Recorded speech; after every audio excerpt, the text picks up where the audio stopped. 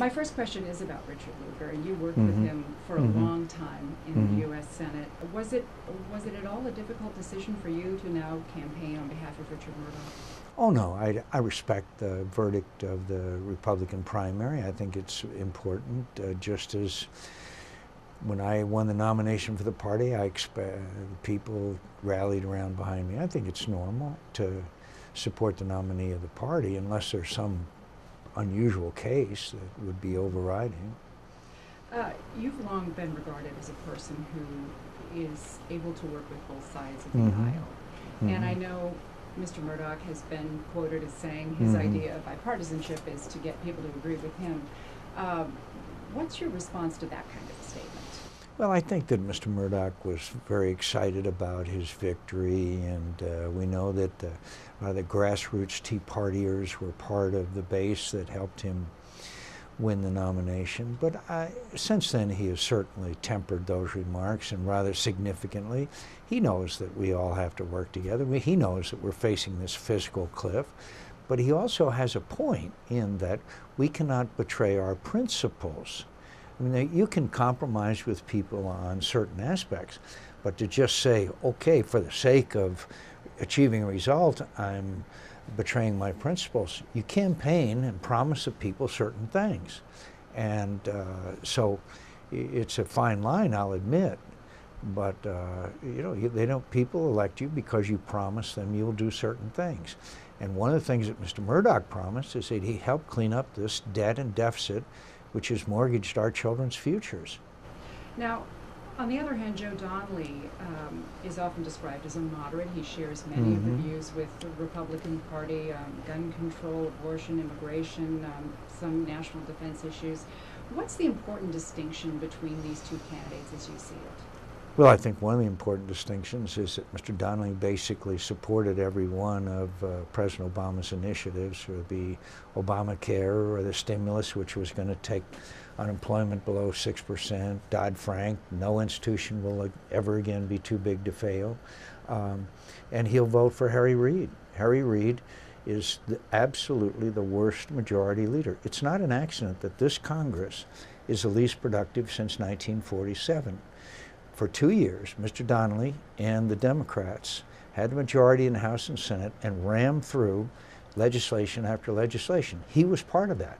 And for him to say he's not defies his voting record. People send you there not to talk, but to vote. How important is it for Republicans to take back control of the Senate? Do you think it's a realistic goal at this point? Well, let me give you just one example, two examples. One, we haven't had a budget in 3 years. Every family in Indiana has to have a budget. Only Harry Reid decided we wouldn't have one. Also, for the first time in 51 years, we're not going to take up a defense authorization bill. That's the fundamental requirements to secure our nation. Harry Reid doesn't want to take it up. Is Mr. Donnelly going to vote for Mitch McConnell for the majority leader? I don't think so. So I appreciate this portrayal as being a, quote, moderate. This is a very centrist state. But it's not borne out by his voting record and performance as a member of the House of Representatives. Let's switch gears just a little bit. Now that Hillary Clinton has stepped up and, quote, taken responsibility for the events in Benghazi, is that going to inoculate the president, do you believe, as far as responsibility goes?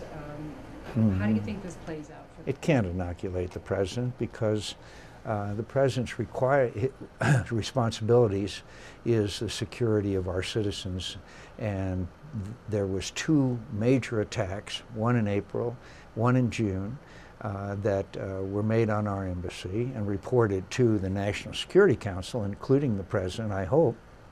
There was the British embassy was attacked, consulate, they had to close. There was an attack on the British ambassador. This had to be known of these threats, and for the President of the United States either not to know or not to care is unacceptable. The administration on this issue either willfully deceived the American people, or they are so incompetent that they don't deserve to govern. And this is part of this narrative that the president's trying to send out, that we got bin Laden, Al-Qaeda's on the run. Al-Qaeda's not on the run. Al-Qaeda's on the rise everywhere in the Middle East, including Northern Africa.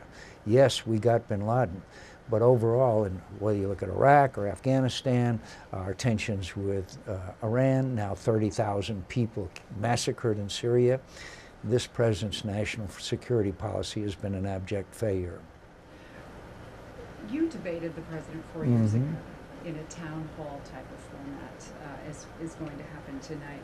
If you were called upon for advice, what would you tell Mitt Romney? First of all, I'd be reluctant to give it because I was a loser. But second of all, I think that Governor Romney has to do what he's been doing, understand, I'm sure he does, that President Obama would do much better. And in this kind of town hall environment where you are looking at the questioner, never forget Bill Clinton's performance against George Herbert Walker Bush, where he looked at the questioner and said, "I feel your pain." Remember that?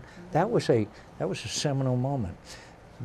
Mitt Romney, and I'm sure President Obama will too, have to empathize with the questioner. Now, there'll be plenty of time for the back and forth, and again, Mitt Romney has an advantage there because the president cannot defend his record on the economy.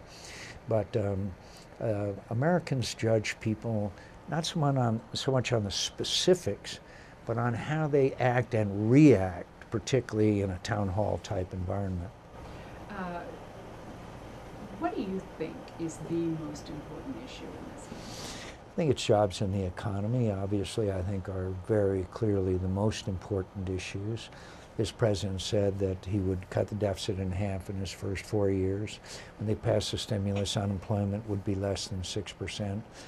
But I also think that because of this tragedy, and it is a tragedy, the loss of 4 Americans, that foreign policy and national security will enter into this debate.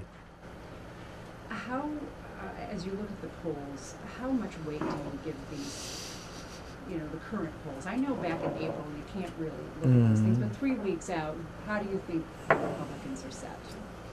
I don't think there's any doubt that Mitt Romney's debate performance shattered the illusion that the Obama campaign had been able to build up over hundreds of millions of dollars in campaign advertising, driving Mitt's unfavorables up. He's insensitive, Richie Rich, Bain Capital, all that kind of stuff. And that was shattered in a 90-minute debate. But I also think that one thing that showed, too, Americans are significantly affected by debate performances. We saw this in the Republican primary, perhaps even more so than any other time that I can remember. So the next 2 debates, I think, are going to be very important. I think when you look at the vice presidential one, the vice president looked like a hyena, but he probably satisfied their base, which was dispirited.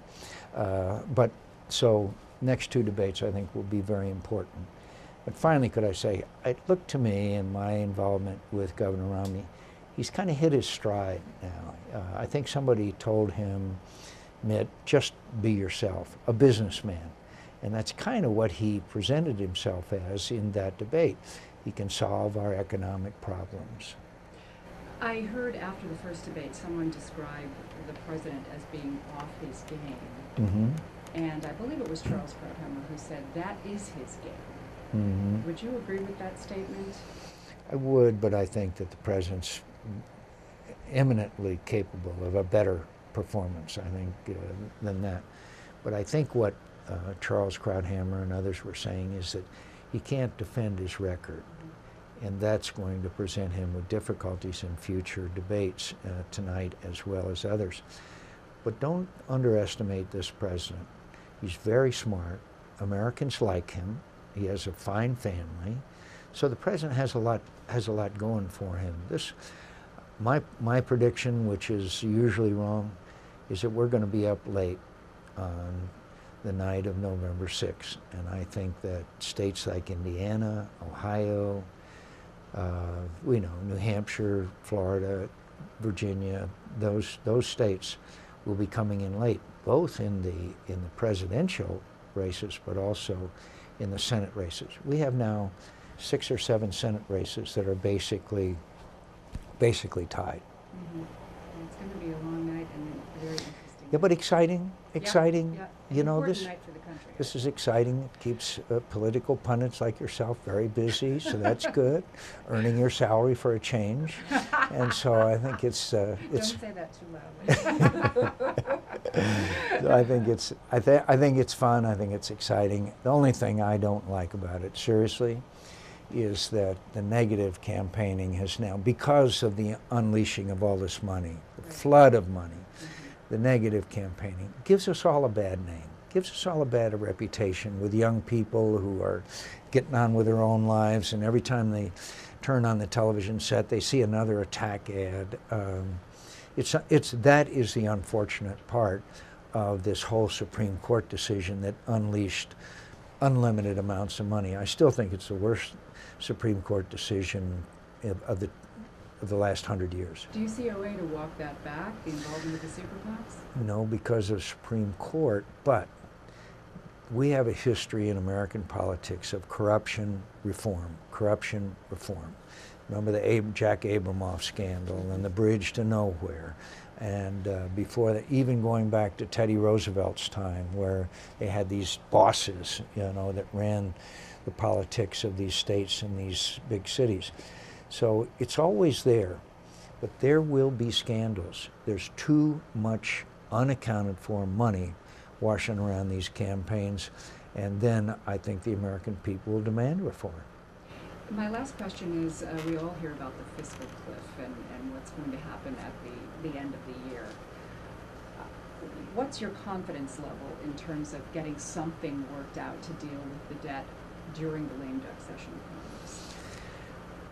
I think that if Governor Romney wins, and I believe he will, that he may say, look, let's delay for 3 months. I'm the new president, and let me work with Congress, the new Congress, and work things out. I think there's some legitimacy to that.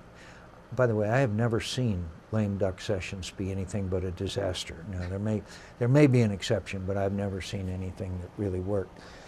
But I also think that as we approach this cliff, where the taxes go up, the sequestration across the board cuts go in, where all of these the Bush tax cuts expire, the debt limit is exceeded, then I think the markets may react. I think the markets may say, wait a minute, you've got to stop this, and you may see the stock markets and other aspects of our nation's finances start to decline, which I hope would then force us to react in a positive fashion. We just can't go over this cliff, but I have yet to hear anybody explain to me the prescription for keeping us from going over that cliff.